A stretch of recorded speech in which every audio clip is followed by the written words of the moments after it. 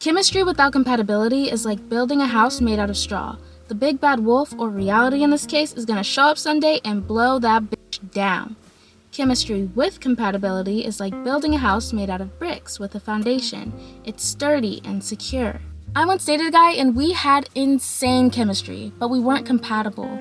We wanted different things you just couldn't compromise on. And we tried making it work for as long as we could, but eventually reality caught up to us and our relationship got blown to shreds, just like the straw house in the fairy tale. I'm making this video because it's important to know the difference between chemistry and compatibility so you can make better relationship choices and get the long-lasting partnership you desire and deserve.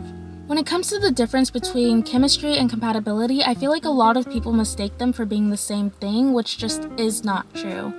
And this sort of thinking normally leads to quick romances that go nowhere, or mistaking a feeling for love when really it was just infatuation. Chemistry is that connection you get with someone that makes you feel excited and drawn to them. You get each other's humor and can talk about anything. There's passion and attraction. By itself, chemistry is short-lived and lacks substance if you aren't compatible. Sometimes chemistry isn't always instant. It can develop over time, like a slow burn. I am majorly, totally, but crazy in love with Josh. But it doesn't mean the relationship will last. On the other hand, compatibility is deeper. It's the alignment of values, beliefs, life goals, and lifestyle choices that determines if two people can be together in the long term. These relationships are sustainable because both people want the same things in life and share a lot of things in common. So for example, if the person you like would rather keep things casual and you prefer to have a label with commitment, that's a compatibility issue. Compatibility will make you feel grounded, secure, safe, and at peace because there's a solid foundation that's supporting the relationship. It's important to have both chemistry and compatibility in a romantic relationship. Chemistry initiates the relationship, and compatibility sustains it over time. I heard an analogy on Instagram a while back that was like, chemistry is the gas and compatibility is the car. A car falling apart isn't gonna last long no matter how much gas you have, and a car with no gas isn't gonna go anywhere no matter how amazing the car is. If you only have compatibility without chemistry, that's a friendship, and if you only have chemistry without compatibility, that's a short-lived fling. Chemistry can sometimes mask incompatibility, and I feel like dating apps contribute to this. They encourage surface-level connections leading to normalized one-night stands and hookup culture.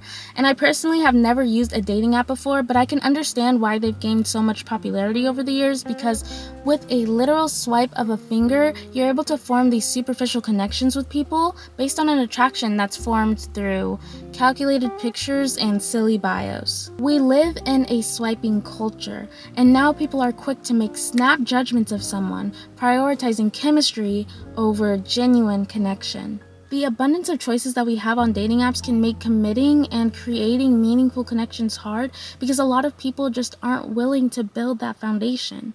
The apps prioritize looks and physical attraction. You can literally rule someone out just from a photo you don't like or the fact that they don't meet your height requirement. Chemistry is everything on the apps. Now before you come for me, I'm not saying that the apps are inherently bad, okay? I know a couple people personally who are in lasting relationships from meeting on a dating app. I'm just saying that I feel like they're a huge contributor for why people are putting such emphasis on superficial shit that just doesn't matter in the grand scheme of things. Feeling desired is great, but I've been in situations where I was only desired for my looks or my body, and it's a shitty feeling. Of course, attraction matters, but it's only one aspect of a fulfilling relationship. There's a difference between being attracted to someone and building a connection based on soul and character. Imagine you're at your best friend's wedding, right? And the person giving their vows is like, yeah, I fell in love with her because she had that fat, juicy ass and she had nice hair and a cute smile, and that's just why I fell in love with her. That's what was so great about her. That's why I love her. Everybody sitting there would be like, where the hell did you find this person? Everybody would be objecting, as they should be. I would crash that wedding to object it. There are 3 main dangers that can happen when you confuse chemistry with compatibility. First, it can lead to a short-lived romance because the intense emotions fade quickly when you realize you and this person don't have much in common. This can make you ignore red flags in the beginning. Second, you create a fantasy version of them in your head until eventually you realize they don't meet your long-term needs in real life. Third, you're on an emotional roller coaster because relationships based purely on chemistry can be unstable. As a recovering anxious attachment girly, I used to love the emotional roller coaster. I would practically be like, sign me up, don't forget to take my picture at the end, like my hands are in the air. You couldn't stop me. Not even my friends could knock any sense into me. Now I'm losing him. Oh, what do I do? What do I do? What are you talking about? You are Elastigirl! My God, pull yourself together! What will you do? Is this a question? Figuring out if you're compatible with someone can be hard if all you've ever done is base the success of a relationship on chemistry alone. But I'm going to tell you how you can judge if someone is compatible with you or not beyond initial attraction. First, I want you to get to know your core values, your goals, what you want in a partner. Literally write these things down and be specific, not superficial. I don't want you to say things like, they need to be this height, this hair color, this hair type, this eye color, this race. If that is your main focus, you need to be playing The Sims, not dating. It's a given that you are going to be attracted to them, so you need to go deeper. I literally have a note in my phone for my qualifiers and deal breakers in dating now to help me stay grounded and not get swept up in the idea of someone. I definitely recommend you do this if you're the type of person that is anxiously attached and kind of has like that hopeless romantic mentality, because it will help you to stay focused on your compatibility and your goals and what you want in a partner.